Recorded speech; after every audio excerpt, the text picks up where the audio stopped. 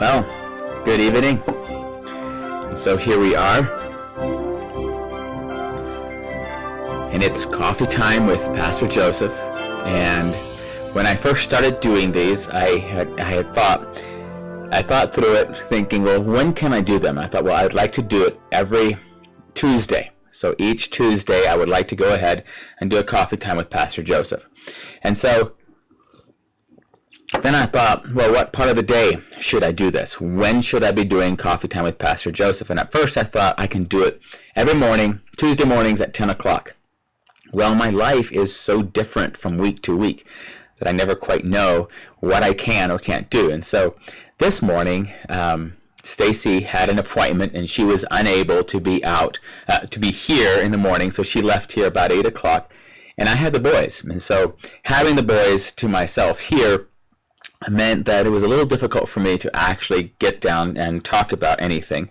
And so I decided, well, I will just do it in the afternoon. Well, the afternoon came, things were going on. I got a bunch of projects on my desk right now that all have some timeline or another where there's deadlines and things that I need to meet.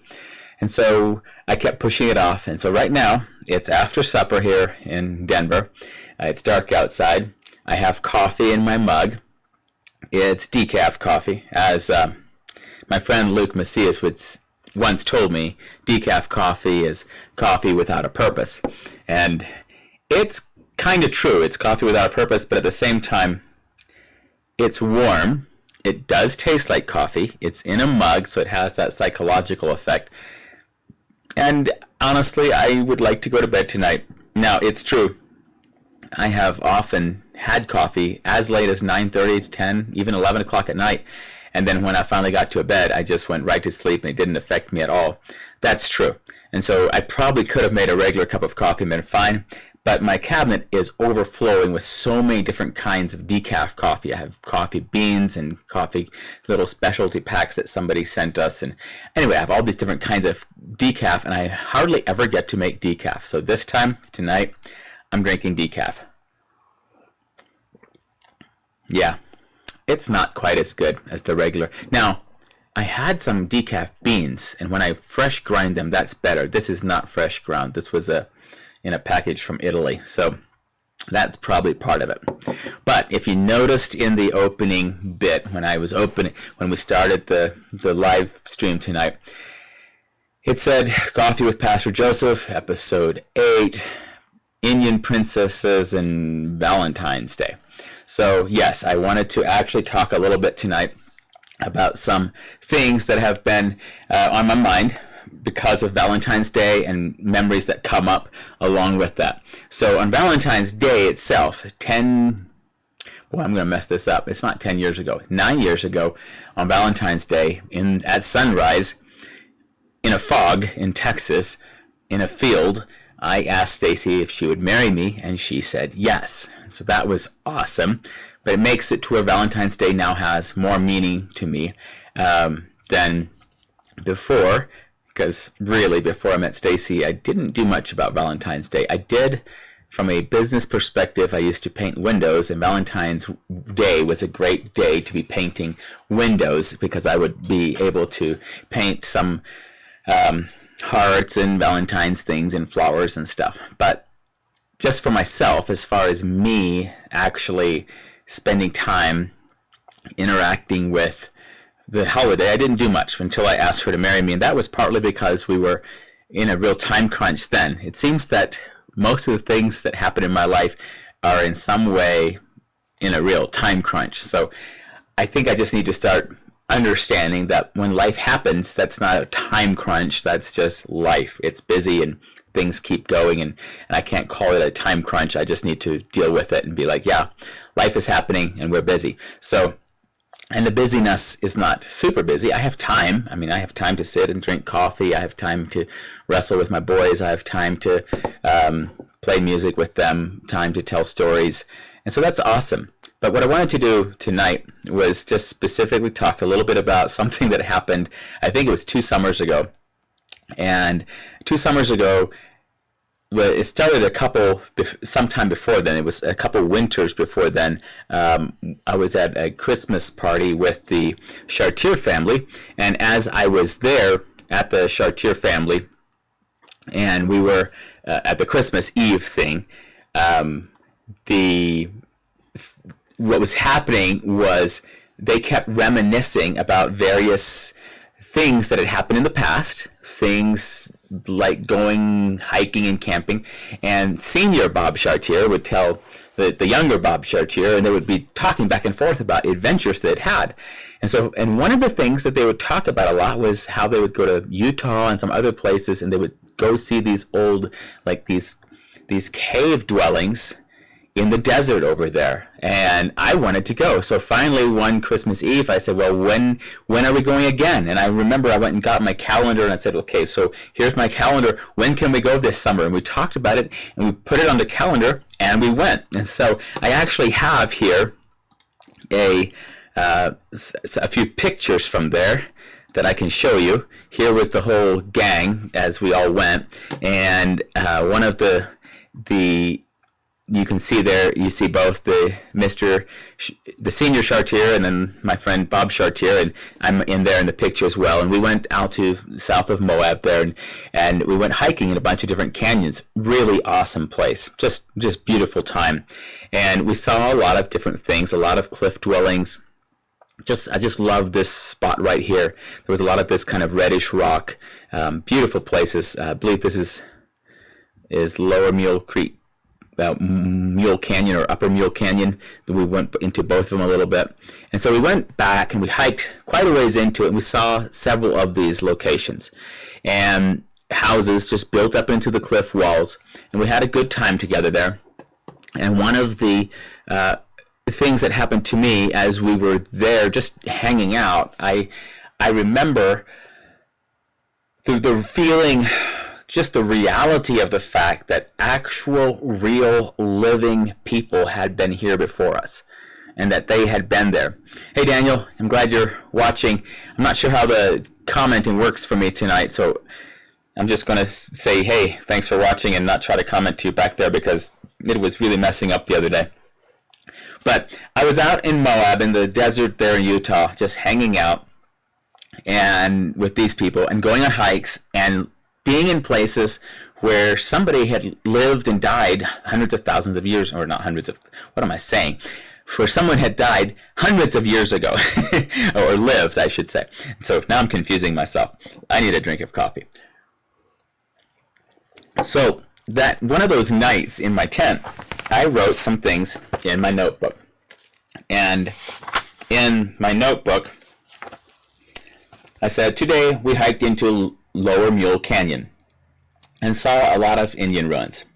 Amazing to see. I'm grateful to the Chartiers for bringing me here. By the way, Bob Chartier's birthday is today. So I had my birthday last week. His birthday is today. And happy birthday, Bob. And I think he'll be watching this tomorrow or some other time on the bus when he's coming or going from work.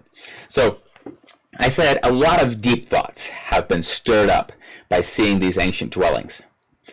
Living people were born here in these houses. Young men took young ladies as their wives. Babies were born in these stone rooms. They lived and died in these canyons. Did they have a purpose in life? If these people acknowledged their Creator, we might see them in heaven. If not, and so I want to show you this. I have some more pictures.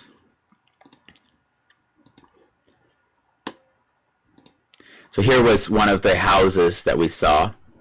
Here is a view when you're up in the house. You're looking down the canyon.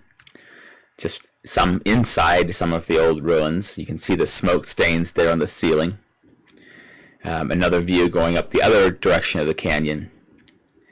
But what really struck me as I was here, looking down the canyon, looking up the canyon, and I started imagining what it would look like in those days, having a party of the tribal men headed out to go hunting, and they come back, and for whatever reason, I started imagining that they come back with the beast that they've killed, the deer or whatever it is, and they drag it down to the bottom, and halfway up the cliff wall is their house, and so they yell up to their wives and say, hey, we got food down here, come cook it for us.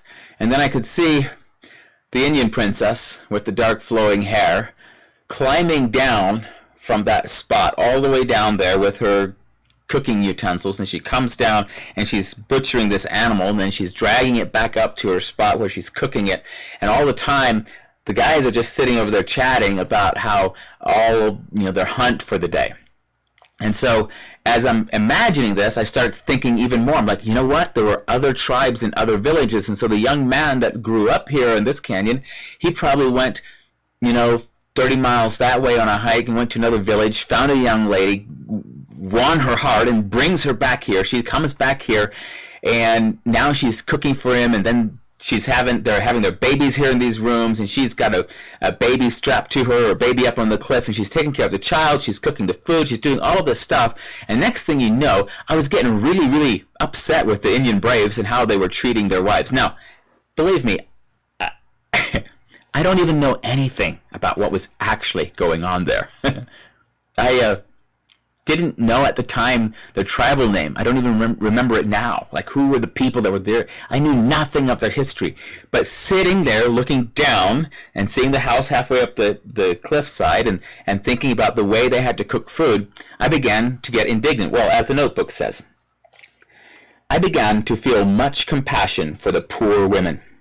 How hard they must have worked to cook and keep house here, serving ungrateful husbands, raising lots of children.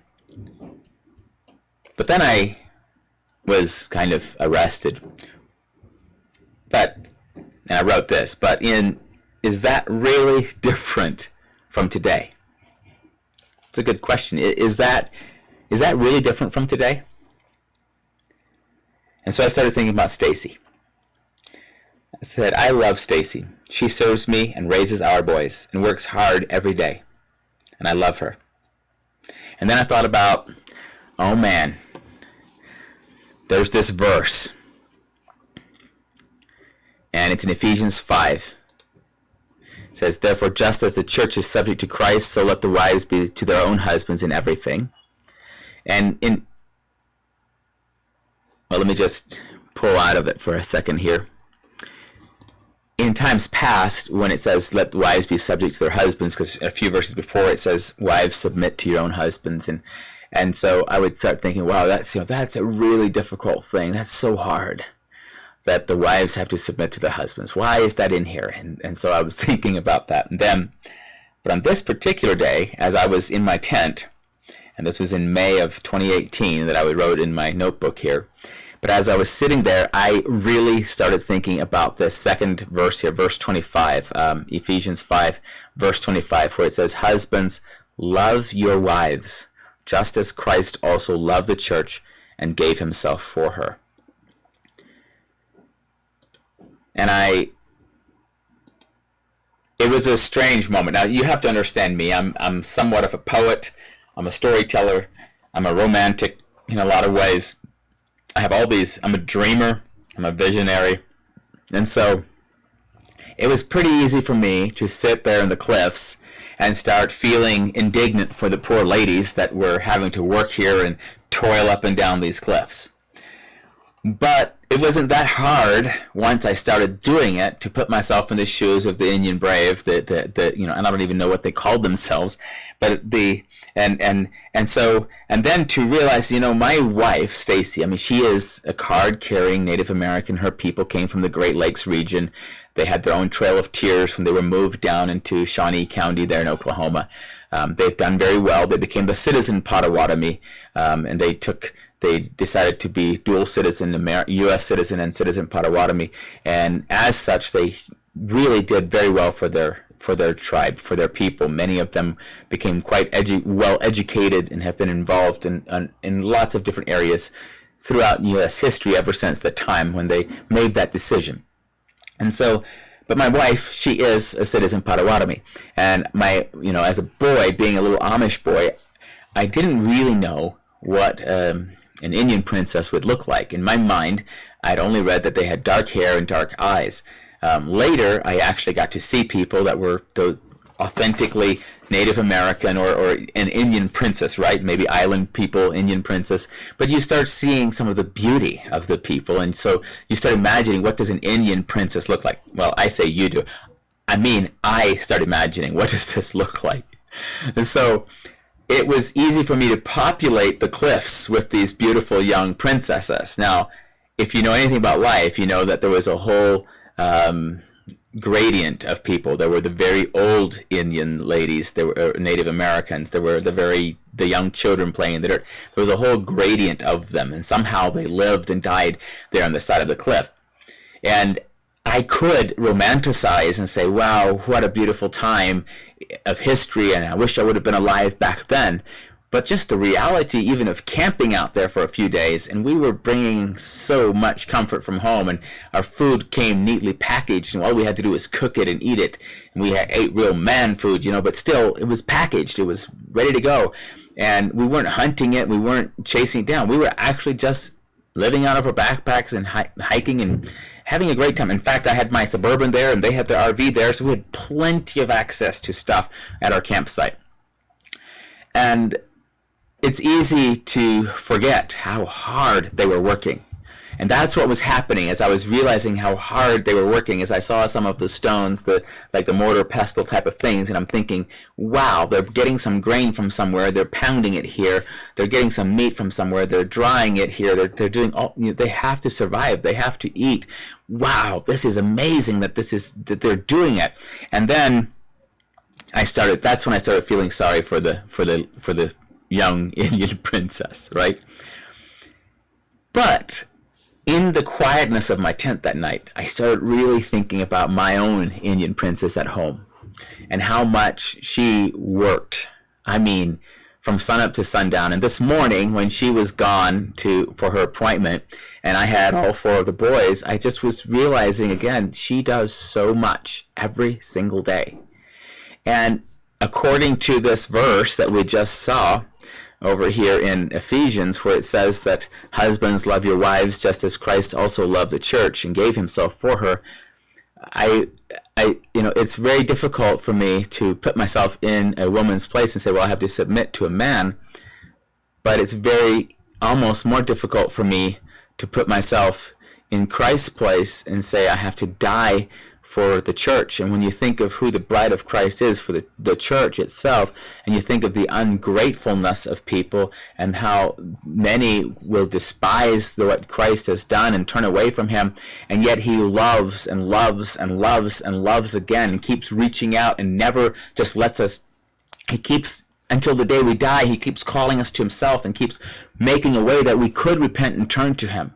And so he never stops. And he never goes and says, look at who I am. Why are you disrespecting me? He doesn't do any of that. He just keeps loving and reaching out to us. And he has every right. He's God. He's the king. He has every right to tell us, look, stop it. But he doesn't. He keeps calling us to himself and then saying, look, here's the scripture.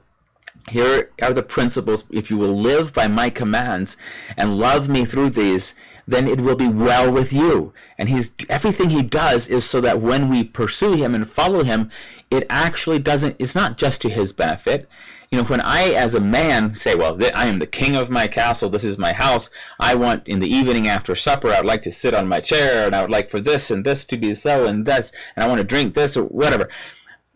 That's not loving my wife. And so when I look at myself and my own Indian princess, there's actually quite a bit of indignation that I ought to have. In fact, all of the righteous indignation that I felt when I was sitting high up there on top of that view and looking down on the canyon there, when I was looking around there, all of the indignation that I felt towards those unknown people I never met, never will meet, and yet I was feeling quite indignant with how they were treating their wives. And I'd never even seen their wives. I don't even know what kind of wives they had. I just know there were wives because there's houses and there was something going on up here. And so to realize that I was able to be getting upset and kind of angry with someone that I knew nothing about, yet at the same time I was more than willing to make excuses about myself. And so I don't know if you ever find yourself in these places, and I don't know if you ever even, when you're out and about looking at and thinking about days gone by, if you ever think these kind of things about people.